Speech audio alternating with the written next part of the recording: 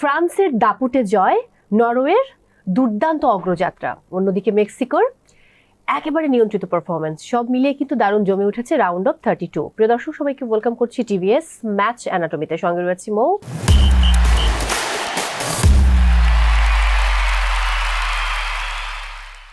আর আমার সঙ্গে রয়েছেন ফর্মার ক্যাপ্টেন ও Bangladesh national football team Zahid Hasan Ameli. কেমন আছেন? আলহামদুলিল্লাহ, আপনি কেমন আছেন? আমি খুব ভালো আছি। গত দিনের যে তিনটি ম্যাচ মোটামুটি প্রেডিক্ট করা যাচ্ছিল যে কি হতে পারে। একদিকে নরওয়ের যে প্রতিপক্ষ, আমরা ধরেই নিয়েছিলাম যে আইভরি কোস্ট নরওয়ের সঙ্গে হয়তো খুব একটা পেরে উঠবে না, এবং সেটার প্রতিফলনই কিন্তু আমরা ম্যাচে দেখেছি। তারপরেও যদি জানতে চাই আলাদা করে যে হাল্যান্ডের যে পারফরমেন্স দেবার কথা ছিল, হাল্যান্ডকে কি ঠিক হাল্যান্ডের রূপে দেখেছেন নাকি না? না, ম্যাচ উইনিং গোল যেহেতু সে করেছে, ডেফিনেটলি অন্য পারফরমেন্সের বিশ্লেষণে আমি যাব না। ডেফিনেটলি আপনি যখন ম্যাচ জিতবেন এবং উইনিং গোলটা যখন আপনার কাছ থেকে আসবে এবং দলের মেইন কি প্লেয়ার, তখন তো আসলে হোল অফ দ্য ম্যাচ আসলে আপনি কি করেছেন সেই দিকটাতে আমার মনে হয় না যাওয়াই ঠিক হবে না। তো সেখান থেকে আর্লিং হাল্যান্ড 3 ম্যাচ খেলেছে, 5 গোল করেছে, আউটস্ট্যান্ডিং পারফরমেন্স, এবং নরওয়েকে কিন্তু সে রাউন্ড অফ 16 নিয়ে গিয়েছে। এই নরওয়েটার আসলে সব থেকে বড় স্ট্রেংথের জায়গা হলো দে হ্যাভ নো প্রেশার। হ্যাঁ, আপনি যদি দেখেন তারা অনেক বছর পর ওয়ার্ল্ড কাপে আসছে, লাস্ট 28 বছর আগে তারা ওয়ার্ল্ড কাপ খেলেছিল। এই ওয়ার্ল্ড কাপ স্টেজে আসার আগে কিন্তু তারা ওয়ার্ল্ড কাপ কোয়ালিফাই ম্যাচগুলো তো বেশ ভালো করেছে, এবং এই হাল্যান্ড যদি দেখেন তার গোল কন্ট্রিবিউশন ইন জাতীয় দল, সে 53 ম্যাচে 60 গোল করেছে, আনবিলিভেবল, যেটা আসলে কিলিয়ান এমবাপ্পে বা লিওনেল মেসিদের সাথেও নাই। মানে তাদের হয়তো ম্যাচ বেশি, গোলের সংখ্যা কম, বাট এখানে যদি আপনি আর্লিং হাল্যান্ডকে দেখেন, তার ম্যাচ কম, গোল সংখ্যা বেশি, মানে ইট ওয়াজ আউটস্ট্যান্ডিং। সো সেই জায়গা থেকে তার যেটা মেইন কাজ সেটা তো আসলে সে লাস্ট নাইটে করে দেখিয়েছে, মানে আপনার উইনিং গোলটা সে করেছে। রাইট, কারণ 39 মিনিটে যখন নুসা গোলটা করলেন, এরপর কিন্তু আবার 74 এ গিয়ে তারা গোলটা পরিশোধ করেছিল, আমার দিওলের গোলে ব্যাক করেছে। রাইট, বাট হাল্যান্ডের এই গোলটা ছাড়া কিন্তু সম্ভব হতো না। না, অফকোর্স না। এবং গোলটা দেখেন একদম মানে খেলা একদম ক্রুশিয়াল টাইম হয়েছে, যেখানে আসলে আইভরি কোস্টের ম্যাচে ব্যাক করার কোনো টাইমার ছিল না। হ্যাঁ, সো এইটাই তো আসলে একজন কি প্লেয়ার যখন থাকে, তার জন্য আসলে এই কাজগুলি দলকে মানে মেইন মোমেন্টে কন্ট্রিবিউশন করা, যেটা দল আমার কাছে মনে হয়েছে যে জয়টা পেয়েছে এবং রাউন্ড অফ 16 কনফার্ম করেছে। But whole of the match যদি দেখেন, সেখানে আমার কাছে মনে হয়েছে যে আইভরি কোস্ট তাদের খেলার ভিতরে কিছু ভুল ত্রুটি করেছিল। যদি দেখেন নুসার গোলের পরে আইভরি কোস্ট প্রচন্ড চাপ ক্রিয়েট করেছিল অপোনেন্টকে, করে কিন্তু তারা গোলটা আমার দিওলো সুপার সাব হিসেবে নেমে কিন্তু দুর্দান্ত একটা গোল করেছে। ওয়ার্ল্ড কাপের ওয়ান অফ দ্য বেস্ট গোলের ভিতরে এই গোলটা থাকবে। সো যখন আপনি 1-1-এ মানে ব্যাক করেছেন, তখন আপনার যেটা উচিত ছিল যে আপনার ডিফেন্স এবং মিডফিল্ডের ভিতরে একটা বড় অর্গানাইজেশন আমার মনে হয় যে জরুরি ছিল, যেটা আসলে তারা করেনি। তারা আরো ওপেন প্লেতে গিয়েছিল, যেখানে কিন্তু আপনি যদি দেখেন আর্লিং হাল্যান্ডের যখন গোলটা হয়, তখন ডিফেন্সিভ অর্গানাইজেশনে আর্লিং হাল্যান্ডকে কিন্তু একদম ফ্রি রেখে দিয়েছিল। সবচেয়ে বড় ভুল ছিল, বিকজ আর্লিং হাল্যান্ডের মতো প্লেয়ারকে যদি একদম সেন্ট্রাল সার্কেলের আশেপাশে যদি একদম আনমার্ক রাখেন, তখন সে কিন্তু কনসিডারেশন করবে না, যেটা সে করে দেখিয়েছে। রাইট ফ্ল্যাঙ্ক থেকে ক্রস আসছে, সে জাস্ট তার কাজটা করে দিয়েছে। সো আমরা ম্যাচের আগে আমরা ধরে নিয়েছিলাম যে এই ম্যাচটা ডেফিনেটলি নরওয়ে ফেভারিট এবং তারা জিতবে, সেই কাজটা তারা করে দিয়েছে। তেমনটাই হয়েছে। আমরা এটাও তো বোধহয় এখন বলতে পারি, যেমন যখন জাপান বিদায় নিল ব্রাজিলের সাথে, এবং জাপান দারুণ খেলেছে নিঃসন্দেহে, বাট ব্রাজিল জয়লাভ করলো ফাইনালি। সেখানেও কিন্তু এরকমটা কথা ছিল যে জাপান হচ্ছে এবারে বিশ্বকাপের অন্যতম ডার্ক হর্স, বাট তারা তো বিদায় নিয়েছে। নরওয়ের বেলায় কিরকম একটা কথা আমরা বলতে পারি যে এবারে বিশ্বকাপের অন্যতম ডার্ক হর্স হচ্ছে নরওয়ে? না, তা তো বলাই যায়। ম্যাচ পারফরম্যান্স কিন্তু সেটাই বলছে। ইভেন্চুয়ালি নেক্সট কিন্তু আপনি যদি রাউন্ড অফ 16 তাদের, রাইট, এক্স্যাক্টলি, আমি ওই পয়েন্টে যাচ্ছিলাম। রাউন্ড অফ 16 কিন্তু তাদের অপোনেন্ট কিন্তু ব্রাজিল। সো এই নরওয়ে কিন্তু যে ওয়ার্ল্ড কাপে যে আসার আগে তাদের যে সেট করে আসছিল যে ওয়ার্ল্ড কাপে তারা কি করবে, তারা অলরেডি সেটা কিন্তু করে ফেলেছে। হ্যাঁ, রাউন্ড অফ 32 কনফার্ম করেছে, এখন রাউন্ড অফ 16 চলে গেছে। Definitely they have no pressure. So একটা দলের যখন প্রেশার থাকবে না, তখন কিন্তু মাঠে আপনার পারফরমেন্স ডেলিভার করতে কিন্তু সুবিধা হবে। সো এই জায়গাটা কিন্তু নির্ভর হয়ে খেলতে পারবে নরওয়ে। বাট ব্রাজিলের জন্য একটা প্রেশার রয়েছে, বিকজ ব্রাজিল তো এই ওয়ার্ল্ড কাপ জিততে আসছে। তো সেই জায়গা থেকে ম্যাচটা তো ডেফিনেটলি একটা টাফ ম্যাচ হবে। বাট নরওয়ের যেটা হচ্ছে, নরওয়ে হ্যাভ দ্যাট কনফিডেন্ট, এবং আপনি যদি দেখেন আফটার উইনিং তারা সেলিব্রেশন যেভাবে করছে তাদের ফ্যানদেরকে নিয়ে, তো সেখানেই বোঝা যায় যে তাদের আসলে এই মুহূর্তে তাদের চাপ যতটা ছিল সেটা তারা রিলিফ করে ফেলেছে। সো এই নরওয়েকে কিন্তু অবশ্যই ব্রাজিলকে সমীহ করতে হবে। At the same time Erling হ্যাল্যান্ডকে ঘিরে কিন্তু ব্রাজিলের একটা বড় গেম প্ল্যান থাকতে হবে, বিকজ 3 ম্যাচে 5 গোল করেছে, একটা ম্যাচ সে খেলেনি। আপনি যদি দেখেন তার shots on target, goal chance ক্রিয়েটের জায়গা, সেটা আমার কাছে মনে হচ্ছে যে মানে অসম্ভব ভালো। তো এইগুলি কিন্তু আর্লিং হ্যালান্ডকে সবার থেকে উপরে রাখছে।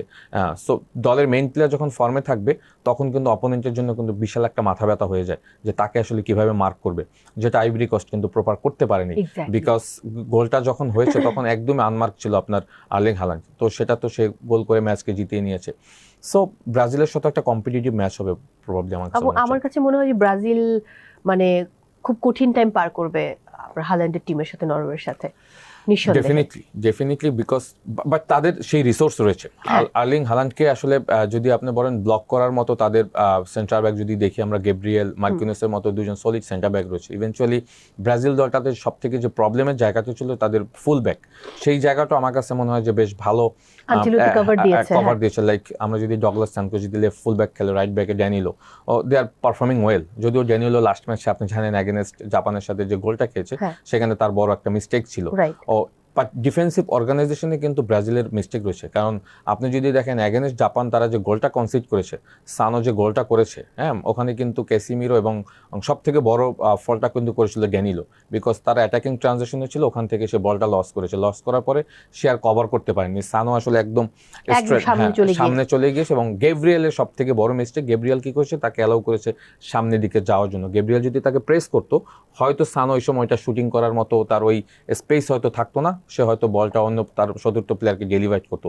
সো এই মিস্টেকগুলোও কিন্তু ব্রাজিলকে রিকভার করতে হবে, বিকজ আমরা জানি আর্লিং হ্যালান্ড যদি বিহাইন্ড দ্য ডিফেন্স লাইনের ওই পাশে যদি স্পেস পায়, সেইটা কিন্তু আর্লিং হ্যালান্ডকে কিন্তু এই গেব্রিয়েল বা মার্কিনেস কিন্তু তাকে ট্র্যাক করতে পারবে না। সো এইগুলোও কিন্তু গেম প্ল্যানের একটা বড় অংশ থাকবে। এবং আমি মনে করি যে ব্রাজিল ডেফিনেটলি ভিডিও অ্যানালিস্টের মাধ্যমে আর্লিং হ্যালান্ডকে আসলে কিভাবে আটকাবে, বা আর্লিং হ্যালান্ডের বাইরেও আপনি নুসার কথা বলেছেন, চমৎকার একজন প্লেয়ার। লাস্ট নাইটে যে গোলটা করেছে আমার কাছে মনে হয় 3টা গোলের ভিতর তার গোলটা দুর্দান্ত ছিল। অ্যাট দ্য সেম টাইম সরলট রয়েছে, পিছনে ওডেগার্ডের পারফরমেন্সের কথা আমরা বলি। সো এদেরকেও তো ব্রাজিলকে ম্যানেজ করতে হবে। সো প্রবাবলি একটা ভালো ম্যাচ হবে ডেফিনেটলি। আমি পরের ম্যাচে চলে যাই, ফ্রান্স এবং সুইডেন। এটাও মানে প্রেডিক্ট করা যাচ্ছিল যে 3-0 বা 4-0 অথবা 3-1 বা 4-1 গোলে হয়তো ফ্রান্স জিতবে, কারণ দুর্দান্ত ফর্মে রয়েছে ফ্রান্স। তাদের বার্কোলা আছে, এমবাপ্পে রয়েছে, তাদের আপনার আমরা জানি যে এবারে বিশ্বকাপে 3টা হ্যাট্রিক আমরা দেখেছি। ফার্স্ট হ্যাট্রিক লিওনেল মেসি, এরপর জোনাথন ডেভিড এবং তারপর ডেম্বেলে। হ্যাঁ, ওসমান ডেম্বেলে। এবং ওসমান ডেম্বেলে সবচেয়ে দ্রুততম হ্যাট্রিকটা করেছে গত 72 বছরে। সো এত চমৎকার সব প্লেয়ার নিয়ে তারা খেলছে, মানে তারা দাবিদার এবারে বিশ্বকাপের। এবং গত বছর ফাইনালটাও আমরা দেখেছি। সো সেই জায়গা থেকে ফ্রান্সকে হারানোটা কিন্তু খুবই খুবই খুবই কঠিন কাজ। সো সুইডেন খুব একটা ভালো খেলেছে এবারে বিশ্বকাপে এমনটা না, এবং তেমনটাই আমরা দেখেছি ম্যাচে। France playing attractive football. হ্যাঁ, যদি আমি বলি যে মানুষ এই ফুটবল খেলা দেখতে পছন্দ করে। যদি আপনি গোলগুলি দেখেন, আউটস্ট্যান্ডিং টিম গোল, রাইট? সো একটা দল যখন টিম গোল করবে তখন বুঝতে হবে যে এই দলটার স্ট্রেংথ অনেক হাই। সব থেকে বড় ব্যাপার হলো যে আমরা সবসময় অন দ্য ফিল্ডের কথা নিয়ে বলি, বাট এই ফ্রান্স দলটার অফ দ্য ফিল্ড যে রিলেশন, হ্যাঁ, বিহাইন্ড দ্য সিন, লাইক কোচের সাথে প্লেয়ারের যে বন্ডিংটা, এটার একটা বিশাল পারফরমেন্স কিন্তু তারা মাঠের ভিতরে ডেলিভার করে। Because after scoring A goal, Kylian Mbappe যেভাবে আসলে দিদিয়ার দেশমকে জড়িয়ে ধরেছিল, বিকজ আমরা জানি দিদিয়ার দেশমের মা কিছুদিন আগে মারা গিয়েছে। সো ওই ইমোশনটা কিন্তু এখানে কাজ করছে। ইভেনচুয়ালি আপনি যাদের নাম বলছেন ফ্রন্ট লাইনে যারা খেলছে, দে অল আর পারফর্মিং। এমন না যে কেউ পারফর্ম করছে না, কেউ অফ ফর্মে রয়েছে, তা কিন্তু না। আপনি যদি দেখেন Desire Doue, Kylian Mbappe, Ousmane Dembele, Olise, মানে they are all are performing. Barcola last match start করেছে, সুপার খেলেছে। আমি বলবো যে ডিজিয়ার ডোয়েকে অফ করে বারকোলাকে দিয়েছে, এটা আমার কাছে মনে হয়েছে যে দিদিয়ারদের সময় একটা রাইট চয়েস ছিল, এবং ওই জায়গাটা কিন্তু সে তার পারফরমেন্সে পুরোটাই ডেলিভার করেছে। সো এই ফ্রান্স আমার কাছে মনে হচ্ছে ফেনোমেনন। এদেরকে আপনি কিভাবে আটকাবেন I don't know. All of the tournament যদি দেখেন, আমি এই ওয়ার্ল্ড কাপে যে কনসিস্টেন্সি আসলে ফ্রান্সকে দেখছি, টু বি অনেস্ট, এদেরকে কারা আটকাবে ফাইনাল পর্যন্ত আমি এখন পর্যন্ত ওই রকমের কোনো দলকে দেখছি না। গতকালকে যদি সুইডেনের এগেনস্টে ম্যাচ দেখেন, সুইডেন তো আসলে কিছুই করতে পারেনি, বিকজ তাদের গেম প্ল্যানটা ছিল এরকম, এবং পুরোপুরিটা এক্সিকিউশন করেছে প্লেয়াররা। যেটা হয় যে আপনি যদি দেখেন আপনার অ্যাটাকিং মুডের প্লেয়াররা যখন ফর্মে থাকবে, তখন ডিফেন্সিভ ট্রানজিশনে ওই প্লেয়ারদের উপর কিন্তু প্রেশারটা তেমন একটা পড়ে না, যেটা সুইডেনও দিতে পারেনি। সো আপকামিং যে ম্যাচগুলি রয়েছে ফ্রান্সের, সেইখানেও তো আমার কাছে ফ্রান্স ইভেনচুয়ালি যদি দেখেন রাউন্ড অফ 16-এ, আমি বলবো যে সহজতম অপোনেন্টই পেয়েছে, প্যারাগুয়েকে তারা ফেস করবে। সো ইটস ভেরি ইজি তাদের জন্য, বিকজ এই ফ্রান্সকে আসলে কে আটকাবে আই ডোন্ট নো। তো সেই জায়গা থেকে ইভেনচুয়ালি যদি গোলগুলি আমরা দেখি, মানে সুপার গোল, কিলিয়ান এমবাপ্পের প্রথম গোলটা দেখেন, it's a team goal. অলিজে Osman Dembélé 3টা টাচের ভিতরে দুর্দান্ত একটা গোল হয়ে গেছে। সেকেন্ড গোলটা যদি দেখেন, ইট ওয়াজ আউটস্ট্যান্ডিং গোল। সো এই ফ্রান্সকে আমি বলবো যে এই ওয়ার্ল্ড কাপের সব থেকে ব্যালেন্স দল। আবারও আমি এটা বোধহয় প্রত্যেক যে কোনো শো থেকে আমি কথাটা বলছি, সব থেকে ব্যালেন্স এবং খুবই ভারসাম্যপূর্ণ দল ইভেনচুয়ালি হচ্ছে। আপনি যদি দেখেন, যেটা হয় যে ডিফেন্সিভ অর্গানাইজেশন আমরা ধরে নিয়েছিলাম যে একটা ল্যাকিংস রয়েছে, সেটা হলো তাদের 2 ফুলব্যাক। কালকেও যদি দেখেন, সে থিও হার্নান্দেজকে স্টার্ট করেনি, ডিএনএকে দিয়ে স্টার্ট করেছে লেফট ফুলব্যাক, এবং রাইট সাইডে কোন্ডেকে দিয়ে স্টার্ট করেছে। সো তার একটা গেম প্ল্যান রয়েছে, কিন্তু ইট ইস ডিপেন্ডস অন অপোনেন্ট কারা, তার উপরে ডিপেন্ড করে কিন্তু সে ফুলব্যাকদের দিচ্ছে। সেন্টার ব্যাক দুজন ফিক্স রাখছে, আমরা জানি যে উইলিয়াম সালিবা এবং উপম্যাকানোকে রেখে দিয়েছে, বাট 2 ফুলব্যাকে এখনও আমার কাছে মনে হয় যে সে পুরোটা সেটেল ডাউন করতে পারেনি। ইভেনচুয়ালি সেকেন্ড হাফে যদি দেখে আমরা গুস্তোকে নামিয়েছে, তারপর আবার আপনার থিও হার্নান্দেজকেও আবার সেকেন্ড হাফে দিয়েছে। সো সে কিন্তু দলটাকে ডিফেন্সিভ অর্গানাইজেশনে ব্যালেন্স করার জন্য প্লেয়ারদেরকে কিন্তু চেক করছে, এবং সেই জায়গাতে যারা ভালো করছে তাদেরকে দিয়ে কিন্তু স্টার্ট করাচ্ছে। সো যেটা হয়, একটা চ্যাম্পিয়ন দল হতে গেলে আপনার স্টার্টিং 11-এ যে যারা থাকবে, তাদের বাইরে যারা বেঞ্চে থাকবে, ওইটা কতটা স্ট্রং সেটা আপনাকে দেখতে হবে। যেখানে দিদিয়ার দেশামের বেঞ্চটা এতই স্ট্রং, যেটা আউটস্ট্যান্ডিং, মানে ওই দলটা নিয়ে মনে হয় যে আমার আরেকটা চ্যাম্পিয়ন দল করা যায়। এবং আপনি আর অন্য কোনো দলে এরকম পাবেন না, অন্য কোনো দেশে, যে তাদের বেঞ্চের যারা বসে রয়েছে তারা আসলে এতটা স্ট্রং না, এতটা স্ট্রং প্লেয়ার। আমি পরের ম্যাচটাতে যাবো। এই ম্যাচটা মানে মেক্সিকো বরাবরই এবার কেন যেন মুগ্ধ করছে, খুবই নিয়ন্ত্রিত পারফরমেন্স, আমি শুরুতে ইন্ট্রোডাকশনে বলেছি। সো মেক্সিকো দুর্দান্তভাবে জয়লাভ করলো, এবং এইবারের বিশ্বকাপে গ্রুপ পর্ব থেকে রাউন্ড অফ 32-তে 3টি দল যারা 9 পয়েন্ট নিয়ে এগিয়ে গেছে, আর্জেন্টিনা, ফ্রান্স এবং হচ্ছে মেক্সিকো। সো মেক্সিকো সেটা ধারাবাহিকতা অব্যাহত রেখেছে, এবং তাদের ইকুয়েডর ছিল প্রতিপক্ষ। যদিও আমি ভাবছিলাম যে ইকুয়েডর জার্মানিকে হারিয়েছে, ওই একটা স্ট্রেংথের জায়গা ছিল যে আমরা জার্মানিকে হারিয়েছি, তাদের জাতীয় ছুটি ঘোষণা করা হয়েছিল তাদের দেশে। বাট ইকুয়েডর মেক্সিকোর সাথে তাদের সেই মানে কনসিস্টেন্সি দেখাতে পারেনি। মেক্সিকো আমাকে খুব ইমপ্রেস করেছে এই ওয়ার্ল্ড কাপে, টু বি অনেস্ট। যদিও তারা তাদের সব ম্যাচগুলি তাদের হোমে খেলেছে, এবং তাদের হোম অ্যাডভান্টেজটা বিশালভাবে তারা ইউটিলাইজ করেছে। আপনি যদি দেখেন, তারা যে মাঠে খেলেছে, এই মাঠে লাস্ট 9টা ম্যাচ তারা আনবিটেন।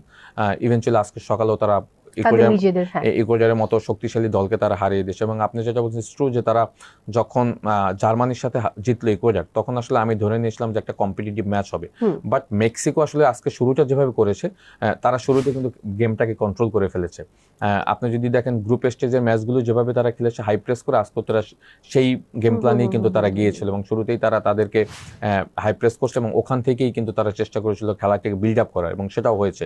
এবং ফার্স্ট হাফে কিন্তু তারা 2টা গোল করে ফেলে। আপনি যদি দেখেন, তাদের সব থেকে প্লাস পয়েন্ট হলো তাদের 2জন স্ট্রাইকারই গোল করেছে, আপনি যদি কিউনানেস এবং রাউল গিমেনেস। সো এরা কিন্তু আসলে যখন ফর্মে থাকবে, তখন অপোনেন্ট যত স্ট্রং থাক, সো এইটা কিন্তু আমি বলবো যে মেক্সিকোর জন্য বড় একটা সেটব্যাক, যে তাদের মেইন প্লেয়াররা ফর্মে রয়েছে। এবং আমরা যদি আজকে মোরাকে দিয়ে স্টার্ট করেছিল, তাদের সব থেকে ইয়ং সেন্সেশন, সেও কিন্তু দুর্দান্ত খেলেছে।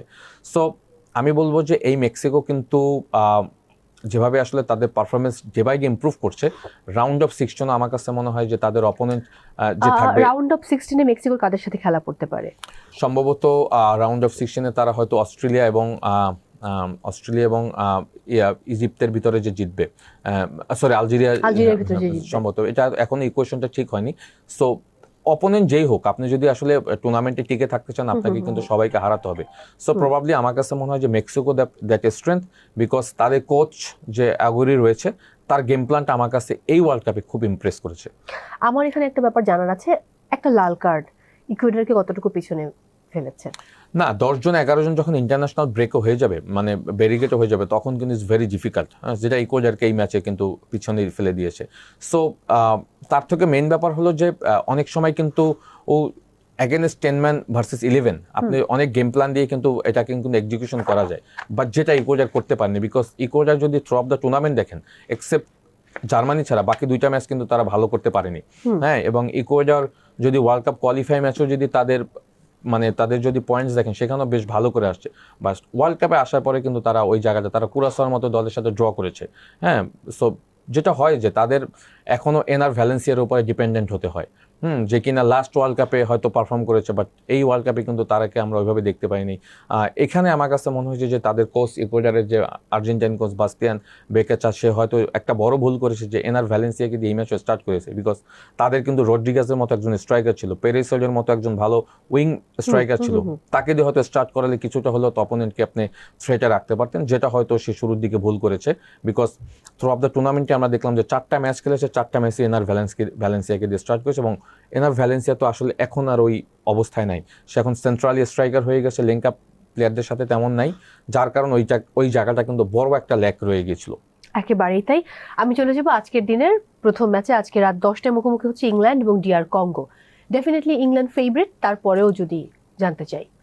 ডিআর কঙ্গো তো আসলে যেভাবে ওয়ার্ল্ড কাপে আসছে, তাদের যদি হিস্ট্রি দেখা যায়, সো এই ডিআর কঙ্গো আসলে তাদের আমার কাছে যেটা মনে হয় তাদের আর চাওয়া পাওয়ার কিছু নেই। তারা রাউন্ড অফ 32-তে আসছে, এটাই আমার কাছে মনে হয় যে তাদের ওয়ার্ল্ড কাপ উইনিং এর সমান ইভেনচুয়ালি তাদের আসার পিছনে কিন্তু বিশাল একটা হিস্ট্রি রয়েছে। ডিআর কঙ্গো আসলে ওয়ার্ল্ড কাপ খেলছে, এটাও কিন্তু একটা তাদের প্লেয়ারদের জন্য বিশাল প্রাইডের ব্যাপার। হ্যাঁ, তো সেই জায়গা থেকে আপনি যদি দলের স্ট্রেংথ বিবেচনা করেন, ইংল্যান্ড তো আসলে এই ওয়ার্ল্ড কাপ জিততে আসছে। হ্যাঁ, তাদের স্কোয়াড ডেপথ সেটাই বলছে, ইভেনচুয়ালি তাদের পারফরমেন্সও সেটা বলছে। ইভেনচুয়ালি তাদের যদি স্কোয়াডে দেখেন, অনেক ট্যালেন্টেড প্লেয়ার আছে, হ্যাঁ, ইভেনচুয়ালি হ্যারিকেন ক্যাপ্টেন, সে যেভাবে ফ্রন্ট লাইন থেকে পারফর্ম করছে, এটা দলের জন্য বড় একটা strength. Rashford, Jude Bellingham, Aaron Saka, Declan Rice, এরা আসলে আমার কাছে মনে হয় যে ম্যাচ বাই ম্যাচ পারফর্ম করে কিন্তু দলকে এই অবস্থায় নিয়ে আসছে। সো ডিআর কঙ্গো ডেফিনেটলি এই ম্যাচে ফেভারিট থাকবে না। ইংল্যান্ড ম্যাচটাকে কন্ট্রোল করার চেষ্টা করবে, এবং শুরুতে হয়তো তারা ফার্স্ট হাফেই হয়তো তারা ম্যাচের রেজাল্ট তাদের দিকে নিয়ে যাওয়ার চেষ্টা করবে, বিকজ আমরা যদি রাউন্ড অফ 32 কিন্তু নকআউট স্টেজ, বিকজ যারা একটু দুর্বলতম দল তাদের কিন্তু গেম প্ল্যানে একটা বড় অংশ থাকে 90 মিনিটস কোনোভাবে যদি লো ডিফেন্ডিং করে আপনাকে আটকিয়ে রাখা যায়, এবং চলে যদি খেলাটাকে এক্সট্রা টাইমে নিয়ে যাওয়া যায় বা পেনাল্টি শুট আউটে নিয়ে যাওয়া যায়, সেখানে হয়তো একটা ধাক্কা দেওয়ার তারা চেষ্টা করবে। বাট প্রবাবলি ইংল্যান্ড সেটা হতে দিবে না, because England have lot of match winning player like Rashford, Aaron Saka, Jude Bellingham, hurricane. So এদের মতো প্লেয়াররা কিন্তু আসলে সামনের দিকে রয়েছে। সো এদেরকে ওয়াটকিন্সের মতো প্লেয়ার আসলে স্টার্টিং 11 পায় না। হ্যাঁ, যেখানে অ্যাস্টন ভিলা দুর্দান্ত একটা সিজন কাটিয়েছে, সো তাদের কিন্তু স্টার্টিং 11 পাইলেও আমি বলবো যে ফ্রান্সের মতো অনেক ট্যালেন্টেড প্লেয়ার আছে। সো ডিআর কঙ্গো আমার মনে হয় না যে ইংল্যান্ডকে কোনোভাবেই রুখতে পারবে। ওকে প্রিয় দর্শক, আমরা স্ক্রিনে চোখ রাখবো, দেখে নেব ইংল্যান্ড এবং ডিআর কঙ্গোর আজকের সম্ভাব্য লাইন আপ এবং ফরমেশন কি হতে পারে।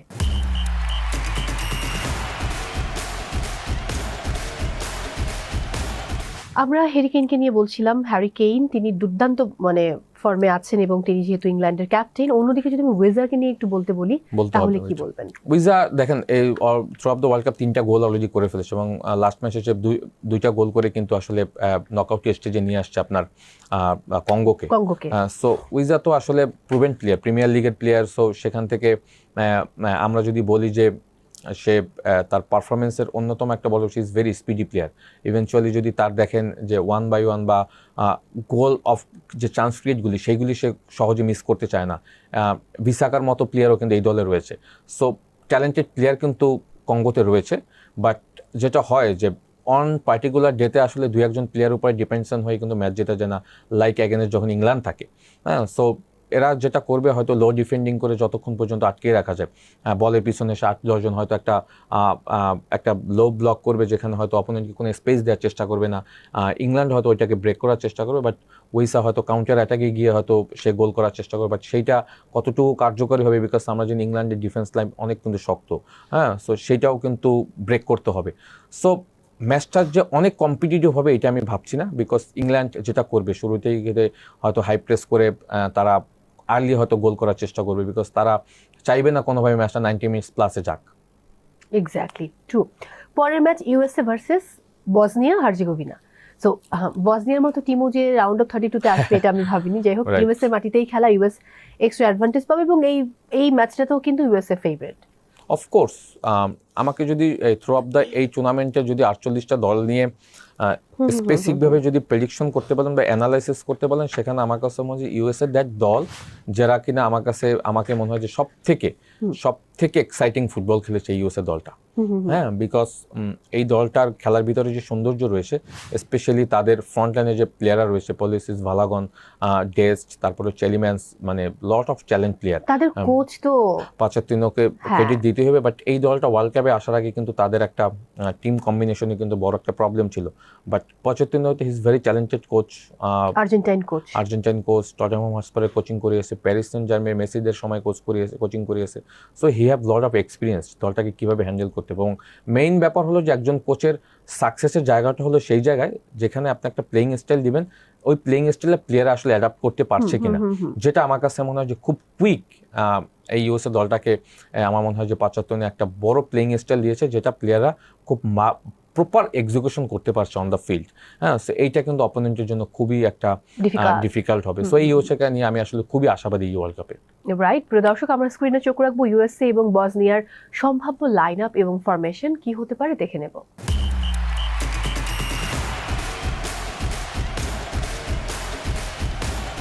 যদি স্টার প্লেয়ার টু ওয়াচ নিয়ে কথা বলি তাহলে এখানে রয়েছে ফ্লোরিন বালোগন, অন্যদিকে রয়েছে হার্জেগোভিনার এডিন চেকো। হ্যাঁ, তো তাদের প্রসঙ্গে কি বলবেন? না, বালোগন তো এই ওয়ার্ল্ড কাপ অলরেডি সে প্রুফ করে ফেলেছে, হি is very capable striker. So অপরদিকে যদি আপনি বলেন যে এডেন জেকোর কথা, এডেন জেকো একটু বয়স হয়ে গিয়েছে, ওভাবে পারফর্ম করতে পারছে না, বাট পার্টিকুলারলি ম্যাচ যেতে আসলে তার ফিজিক্যাল অ্যাপিয়ারেন্স যেভাবে আসলে স্ট্রংলি মাঠে অ্যাপিয়ারেন্স করে, সেই জায়গাটা কিন্তু আবার ইউসের জন্য একটা ব্যাড সেটব্যাক হতে পারে। বিকজ সেট পিসে কিন্তু আমরা জানি যে Edin Dzeko is very dangerous, specially corner kick বা স্পট কিক যেগুলি আসে, তো সেইটাও কিন্তু ম্যানেজ করতে হবে। বাট আমার কাছে মনে হয় যে বালোগন অনেক এগিয়ে থাকবে, বিকজ এডেন জেকো আসলে his not his prime time, মানে সেটা সে অলরেডি পাস্ট করে এসেছে। এক্স্যাক্টলি, আপনার সাথে আমি সম্পূর্ণ একমত। এতগুলো প্রসঙ্গের পরেও দু একটা প্রসঙ্গ নিয়ে একটু আলাপ করতে চাই। একটা হচ্ছে ইরানকে নিয়ে একটু কথা বলতে চাই। ইরানের চলে যাওয়া এবং 3টি ম্যাচে তারা অপরাজিত ছিল, ড্র করেছে, তারপর তারা আসলে রাউন্ড অফ 32-তে আসতে পারেনি এবং লাস্ট ম্যাচের একটা গোল নিয়ে অনেক সমালোচনা হয়েছে এবং যাবার সময় একটা চিঠি তারা হাতে লিখে রেখে গেছে। সো ইরানের সঙ্গে যেটা হয়েছে এবারের এই বিশ্বকাপে, সেটা নিয়ে আপনার কি মন্তব্য? না, first of all the greatest shows on earth এই ফুটবল ওয়ার্ল্ড কাপকে আগে কিন্তু বলা হয়। সো সেইখানে আসলে কিছু আনফেয়ার জিনিস আমরা এবার ওয়ার্ল্ড কাপে দেখেছি, টু বি অনেস্ট। লাইক ইরানে ম্যাচ রয়েছে ইউএসএতে, তাদের বেস্ট ক্যাম্প রয়েছে মেক্সিকোতে, তারা ম্যাচটা শেষ করে তাদের চলে যেতে হচ্ছে। ইভেন্চুয়ালি তাদের কোচিং স্টাফের অনেক পার্ট যারা রয়েছে, স্ট্রং পার্ট, তারা অনেকেই কিন্তু ভিসা পায়নি, তারা টিমের পার্ট হতে পারেনি। লাইক ভিডিও অ্যানালিস্ট, তাদের ফিজিও, ডক্টর, অনেকেই কিন্তু এই দলটার পার্ট হতে পারেনি। সো এই কনসার্নগুলি কিন্তু আমাকে মনে হচ্ছে যে ওয়ার্ল্ড কাপের অনেক ইমেজ নষ্ট করেছে। ইভেন্চুয়ালি আপনি যদি দেখেন তারা যেভাবে আসলে মেন্টাল স্ট্রেংথ একদম সর্বোচ্চ পর্যায়ে নিয়ে খেলেছে, ইটস আনপ্যারালাল। আমি বলবো যে তারা তাদের মেন্টাল স্ট্রেংথ সবাই উপর থেকে দেখিয়েছে। ইভেন্চুয়ালি আপনি যদি দেখেন তারা একটা ম্যাচও কিন্তু গ্রুপ স্টেজে হারেনি। হ্যাঁ, তারা 3 পয়েন্ট এসে ড্র করেছে, বাট লাস্ট সময় হয়তো তাদের লাক ফেভার করেনি, তারা রাউন্ড অফ 32-তে যেতে পারেনি। ওই ম্যাচটা নিয়েও কিন্তু, যে ম্যাচটা তারা তাকিয়েছিল আলজেরিয়া এবং আপনার অস্ট্রিয়ার ম্যাচ, যেটা 3-3 ড্র হলো, ওই ম্যাচে কেউ যদি জিততো হয়তো তাদের যাওয়ার সুযোগ থাকতো। সেই ম্যাচটাও লাস্ট সময় যে গোলটা কনসিড করেছে আপনার আলজেরিয়া, ওইটা নিয়েও কিন্তু অনেক কথা হয়েছে, বিকজ অনেকেই হয়তো চায়নি যে ইরান রাউন্ড অফ 32-তে যাক। টু বি অনেস্ট, ইরান আসলে এই ওয়ার্ল্ড কাপে যে মানে প্রবলেমগুলি ফেস করে তারা আসলে ম্যাচ খেলেছে, এটা আমি বলবো যে তারা প্রফেশনাল রিজমের একদম সর্বোচ্চ পর্যায়ে তারা দেখিয়েছে। বিকজ হ্যাঁ, অনেকে হয়তো এখান থেকে হয়তো চলে যেত বা খেলতো না বা টেক ওভার করতো যে আমরা খেলবো না, বাট ইরান কিন্তু তারা সেটা করেনি, because they are very strong, they are mental, সেটা করে দেখিয়েছে এবং আমি বলবো যে তাদেরকে অ্যাপ্রিসিয়েট করতে হবে আমাদেরকে। আরও একটি ম্যাচ রয়েছে বেলজিয়াম এবং সেনেগাল, এখানেও আমি বেলজিয়ামকে এগিয়ে রাখবো, তারপর আপনার কাছ থেকে জানতে চাই। বেলজিয়ামকে আমি খুব যে বেশি এগিয়ে রাখবো তা কিন্তু না, বেলজিয়াম কিছুটা এগিয়ে থাকবে, বিকজ সেনেগাল খুব স্ট্রাগল করে কিন্তু রাউন্ড অফ 32-তে আসছে। হ্যাঁ, অনলি 3 পয়েন্ট নিয়ে আসছে। হ্যাঁ, এবং they are very much lucky. So যেহেতু লাকিলি চলে আসছে, they have no pressure, because তারা একটা সময় ধরে নিয়েছিল তারা রাউন্ড অফ 32 কনফার্ম করতে পারবে না। সো যেহেতু তারা এসে পড়েছে, এবং আমরা জানি সেনেগাল দলে কিন্তু অনেক ভালো প্লেয়ার আছে, লাইক জ্যাকসন, সাদিও মানে, আমরা যদি বলি ডিফেন্সে কোলেবালির মতো প্লেয়ার রয়েছে। সো এরা যেহেতু চলে আসছে, সো আমার কাছে মনে হয় যে বেলজিয়ামকে যে খুব সহজেই ম্যাচটা জিততে দেবে তা কিন্তু না। Belgium through of the tournament প্রথম দিকে তারা ভালো করতে পারেনি, লাস্ট ম্যাচটা তারা বড় একটা ব্যবধানে ম্যাচ জিতেছে, 5-1 জিতেছে। সেখানে কিন্তু টোসার্ডের গোল ছিল, আপনার লুকাকুর গোল ছিল, কেভিন ডি ব্রুইনের অনেক কন্ট্রিবিউট ছিল।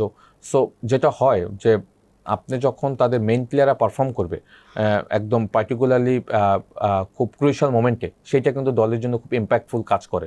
তো ওই দিক থেকে বিবেচনা করলে আমি বলবো যে এগেনস্ট সেনেগাল কিছুটা বেলজিয়াম এগিয়ে থাকবে, বাট সেনেগাল যেটা করবে, সেনেগাল কিন্তু যদি দেখেন বেলজিয়ামের ডিফেন্ডিং অর্গানাইজেশনে বিশাল প্রবলেম রয়েছে, অনেক প্রবলেম রয়েছে, বিকজ তারা all of the tournament group স্টেজে ম্যাচগুলিতে কিন্তু আমরা সেটা দেখেছি। সো এইগুলি কিন্তু আবার ম্যানেজ করতে হবে বেলজিয়ামকে, বিকজ ফ্রন্ট লাইনে কিন্তু জ্যাকসন, সাদিও মানের মতো প্লেয়ার রয়েছে। সো এগুলি ইসমাইল সারের মতো প্লেয়ার রয়েছে যারা কিন্তু যে কোনো সময় খেলা ম্যাচ ঘুরিয়ে দিতে পারে। যেটা হবে যে এই ম্যাচে বেলজিয়াম ডেফিনেটলি শুরুতেই হয়তো ম্যাচটা কন্ট্রোল করতে চাইবে, বাট ফিজিক্যাল অ্যাপিয়ারেন্সের একটা ব্যাপার রয়েছে। আমরা জানি যে সেনেগাল একটু ফিজিক্যালি খেলতে পছন্দ করে এবং তাদের মিডফিল্ড প্যাটার্নটা বেশ স্ট্রং। সেই জায়গাটা আসলে কিভাবে কেভিন ডি ব্রুয়না ওই মেকআপ পজিশন করবে সেইটা কিন্তু দেখার বিষয়, বিকজ আমরা জানি চেরিম্যান্স এবং পিছন থেকে হয়তো টোসার্ড স্টার্ট করবে, সামনে কেভিন ডি ব্রুয়না থাকবে, একপাশে হয়তো ডোকু স্টার্ট করবে, এই ম্যাচে প্রবাবলি হয়তো রোমেরো লুকাকুকে স্টার্ট করাতে পারে। সো এদেরকেও কিন্তু আবার আপনার সেনেগালকে ম্যানেজ করতে হবে। সো ম্যাচটা যে খুব একটা কম্পিটিটিভ হবে সেটা আমি ধরে নিচ্ছি, কারণ সেনেগাল হ্যাভ নো প্রেশার না থাকলে আপনাকে ম্যাচ খেলতে সুবিধা হয়, ভালো ম্যাচ খেলতে। ইভেনচুয়ালি বেলজিয়ামের তো একটা প্রেশার থাকবে, বিকজ বেলজিয়াম অনেক বছর ধরে তাদেরকে নিয়ে আমরা অনেক আলোচনা করি, বাট সেটা তারা করে দেখাতে পারে না, কিছুই করে দেখাতে পারেনি। তো সেই জায়গাটা হয়তো তারা এবছর কোনো কিছু করে দেখাতে পারবে, বিকজ এই ম্যাচ জিতলেই কিন্তু তারা রাউন্ড অফ 16 কনফার্ম করবে। সো তারা তো অবশ্যই চাবে ম্যাচটা জিততে। একেবারেই। তাই প্রদর্শক স্ক্রিনে চোখ রাখবো বেলজিয়াম ভার্সেস সেনেগাল, তাদের সম্ভাব্য লাইন আপ, এই দুটো টিমের একসাথে ফরমেশন কি হতে পারে দেখে নেব।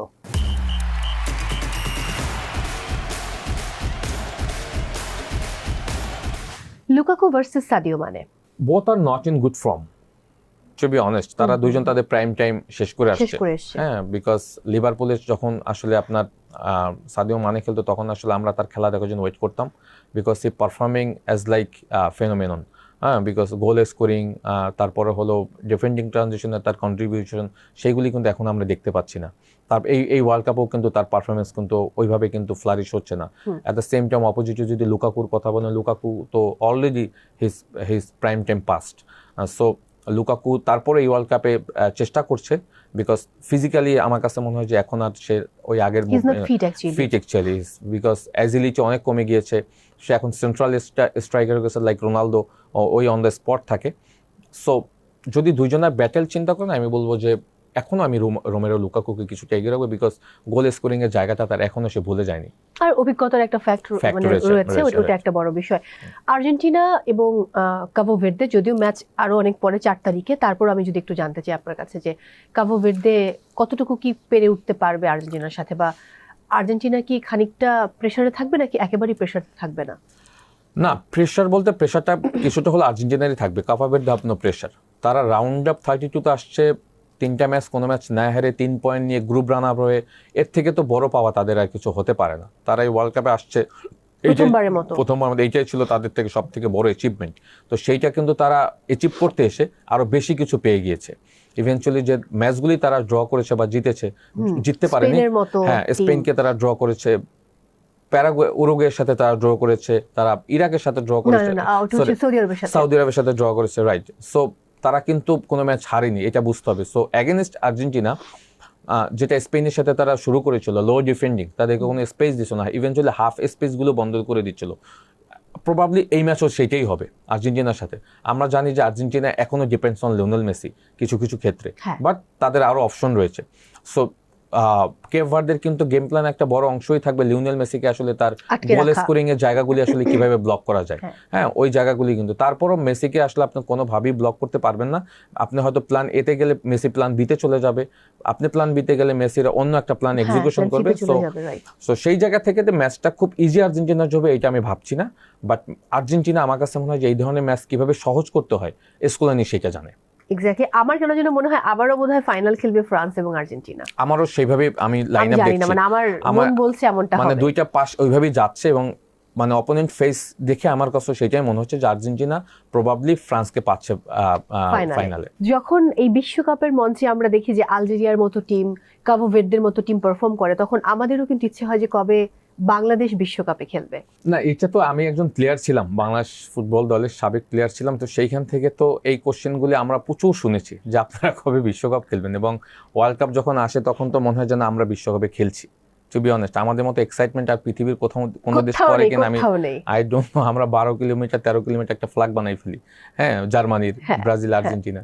সো ওই জায়গা থেকে কিছুটা হলো আমাদের তো কষ্ট লাগে, বাট প্রবাবলি আমার একটা জিনিস আমি সবসময় বিশ্বাস করি, যেটা হলো যে বাংলাদেশ বিশ্বকাপ খেলবে, বিকজ ফিফা আসলে যেভাবে যাচ্ছে, হ্যাঁ, 48টা থেকে নেক্সট ওয়ার্ল্ড কাপে শুনছি 64টা দল নিয়ে করা তার ইচ্ছা Plan রয়েছে, রয়েছে। হ্যাঁ, প্ল্যান রয়েছে। সো এইভাবে হয়তো কুরাসাও, কাইভারদে যেভাবে চলে আসছে, আমরা হয়তো একটা সময় এভাবে হয়তো ঢুকে যেতে পারি, but you need a plan, একটা প্রপার প্ল্যান লাগবে যা আপনাকে বিশ্বকাপ খেলার জন্য একটা স্ট্রাকচার লাগবে, হ্যাঁ, যেটা এখন আমাদের ওই সিটে ফোটাও নেই। টু বি অনেস্ট আপনি যদি দেখেন 4বারের বিশ্ব চ্যাম্পিয়ন ইতালি ওয়ার্ল্ড কাপে নেই, হ্যাঁ, চিন্তা করা যায়, ভাবা যায়, কোয়ালিফাই করেনি। কোয়ালিফাই করতে পারেনি, ভাবা যায়। তো সেইখান থেকে আপনি চায়নার মতো এত মানে সারা বিশ্বকে যারা চালায়, সেই চায়না ওয়ার্ল্ড কাপ খেলতে পারছে না, ইন্ডিয়া ওয়ার্ল্ড কাপ খেলতে পারছে না। So football is huge investment game, huge competition. So এইখানে আপনাকে খেলতে হলে কিন্তু আপনাকে একটা প্রপার প্ল্যান লাগবে। এটা লাইক 10 বছর বা 15 বছর, বা আপনাকে একটা টার্গেট করে আগাতে হবে। হয়তো আমরা জীবদ্দশায় দেখে যেতে পারবো। দেখে যেতে পারি বিকজ আমরা একটা ফুটবল নেশন কান্ট্রি, হ্যাঁ। সো এটা আমরা আশা করতেই পারি যে বাংলাদেশ একসময় ফুটবল খেলবে, ওয়ার্ল্ড কাপ খেলবে, এবং এটা হয়তো 2050 সালের আগেই খেলবে। Thank you so much for coming. আমি বিদায় নিচ্ছি। Thank you. প্রিয় দর্শক, সময় হয়েছে আজকের মতো বিদায় নেবার। সবাই অনেক ভালো থাকুন, নিরাপদে থাকুন। অবশ্যই এবারের ফুটবলের প্রত্যেকটি ম্যাচ দেখার চেষ্টা করুন, আর থাকুন আমাদের সঙ্গে, টিভিএস এর সঙ্গে।